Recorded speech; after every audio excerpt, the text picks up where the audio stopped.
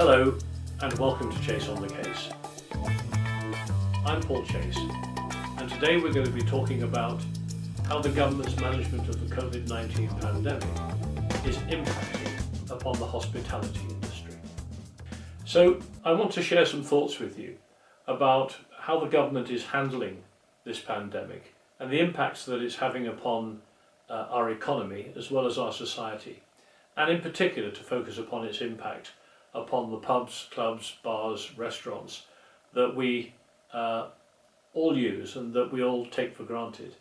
And I have myself forged a career in that sector for over 40 years. When this pandemic began, I supported the government's lockdown policy. I supported it on the basis that it was designed to last for 3 or 4 weeks and would flatten the curve of infections, reduce the velocity of infection so that the government and the health service could manage the number of people going into hospital who needed treatment. I supported it so the health service and the government would have time to flex up our critical care capacity. And I assumed, as I believe many people did, that after a short lockdown we would reopen the economy with some restrictions and with some sensible precautions, but that basically normal life would return. But that didn't happen. It didn't happen because the government changed tack. And I think they did so because they were advised by a narrow group of scientists who produced some very inaccurate predictions about the number of people that would get the infection and the number of people that might die as a result. And so we've seen a situation where over the last 5 months much of the economy has been shut down and people's lives and their relationships have been disrupted. And this has particularly impacted upon the hospitality sector. Now, from July the 4th, the government allowed pubs and bars and restaurants, but not nightclubs, to reopen. But it didn't allow them to reopen in a way that it was economically viable. Table service, nobody queuing at the bar, social distancing, limiting of numbers, all of those things have affected the viability of pubs and bars. But nevertheless, over the summer, the industry somehow managed to limp through until we got to the return of students and pupils to schools and to universities, which is when we began to see a spike in infections.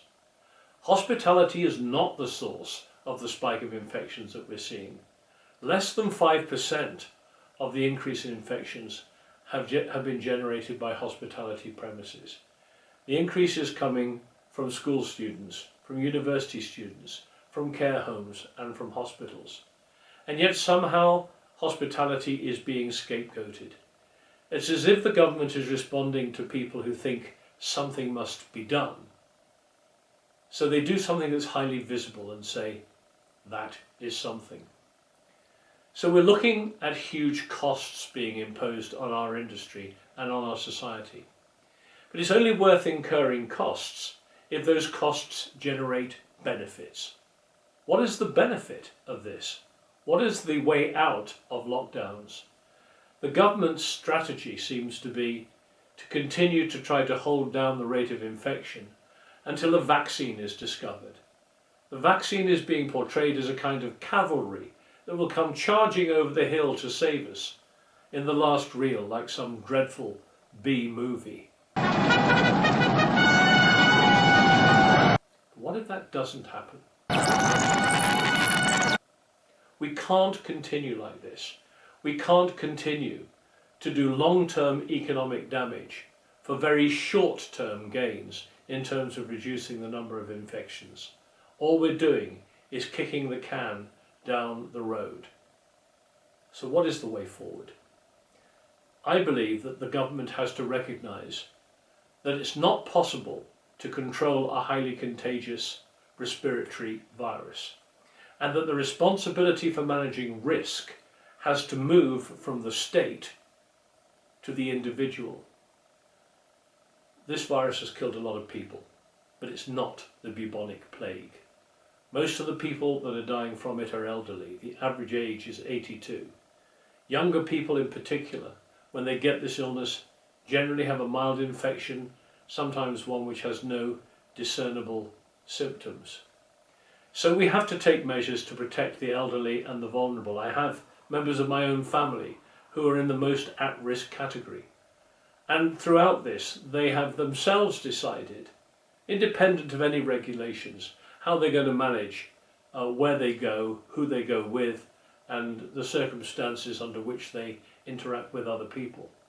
Younger people, knowing that the risks are less than them, for them, will reach a different risk assessment, and we have to allow them to do so. We cannot continue to close down our economy. There is a limit to which we can borrow money, or print money, or monetize debt, simply in order to ward off a virus which we cannot control any more than we can control influenza. The problem is, the government is so politically and intellectually invested in the wrong strategy that the loss of face that would be involved in reversing and in taking a U-turn on that strategy and proceeding in the way that I'm suggesting is too difficult for them.